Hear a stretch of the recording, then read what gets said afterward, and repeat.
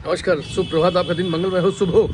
आइए कुंभ स्नान क्यों और कैसे, इसके बारे में बात करते हैं। महापर्व चल रहा है, हमको कैसे स्नान करना है ये जानना बहुत जरूरी है। बल्कि बात थी कि शंकर और पार्वती माँ दोनों लोग जो है आकाश मार्ग से कहीं जा रहे थे। उन्होंने देखा कि रास्ते में पार्वती माँ ने देखा कि इतनी ज़्यादा भीड़, एक साथ करोड़ों लोग स्नान क्यों कर रहे हैं। भगवान शंकर ने उन्हें जवाब दिया कि ये महाकुंभ है और यहाँ पर जो भी स्नान करता है वो सीधे स्वर्ग को जाता है, इसलिए इतने सारे लोग स्नान कर रहे हैं।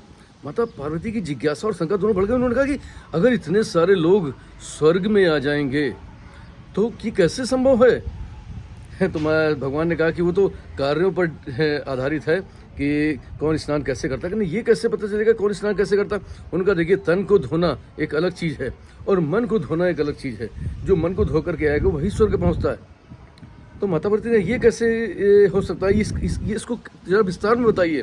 भगवान ने कहा, भगवान नीचे आए, कोढ़ी का रूप धर के और माता पार्वती को अति सुंदर स्त्री बना दिया और दोनों लोग कुंभ के मार्ग में बैठ गए।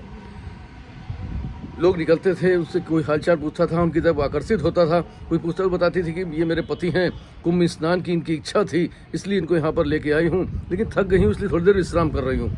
लोग थोड़ी संवेदनाएं व्यक्त करते थे, वो करते थे कि तुम मेरे साथ आ सकते हो, मेरे साथ रह सकती हो। उनको प्रलोभन भी देते थे कि क्यों इनके चक्कर पड़े हो, तुम मेरे साथ भी चल सकती हो, मेरे घर मुझसे विवाह भी कर सकती हो। इस तरीके की बातें जब माता पार्वती ने सुनी तो माता पार्वती हतप्रभ हो गई। उन्होंने भगवान से कहा, भगवान क्या ऐसे लोग भी कुंभ स्नान में आते हैं।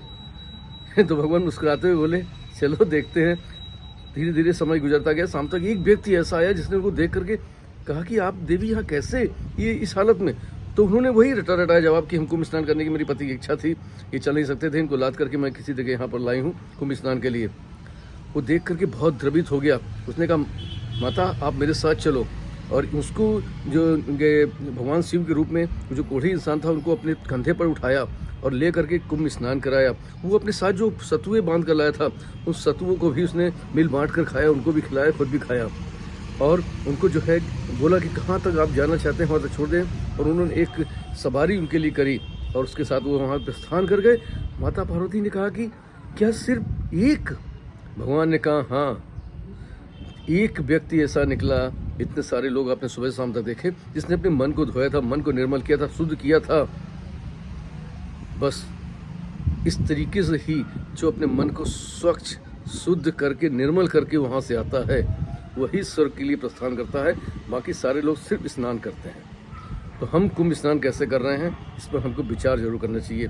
कुछ न करिए, कम से कम अपनी कुछ बुराइयों को ही वहाँ त्याग दीजिए, ईर्ष्या द्वेष को ही वहाँ त्याग दीजिए, घमंड गुरूर को वहाँ त्याग दीजिए और निर्मल हो जाइए। देखिए आपका रास्ता वास्तव में प्रशस्त हो जाएगा। This you all the best. Thank you very much everybody. I love you all. फिर मिलूंगा किसी प्यारी कहानी थॉट के साथ, आपका दोस्त पीयूष रंजन। तब तक के लिए कुंभ स्नान में आप सभी अपनी निर्मल भावनाओं के साथ जाएं। जय श्री राम।